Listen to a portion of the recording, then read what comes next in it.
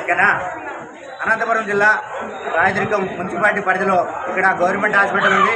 Government హాస్పిటల్లో ఇక్కడ ఇప్పుడు బెడ్ బ్యాంక్ ఓపెనింగ్ అయింది, సరిగ్గా బెడ్ వేయడం లేదు, అది ప్రాబ్లం. అలాగే అనంతపురంకి పేషెంట్లు పోవాలంటే అంటేనే బళ్ళారి అంటారు. బళ్ళారి మన జిల్లా కాదు కాబట్టి, అనంతపురం మన జిల్లా కాబట్టి ఇప్పుడు కర్ణాటకలో కన్నడ వచ్చే వాళ్ళు ఉంటారు, రాకుండా వాళ్ళు ఉంటారు.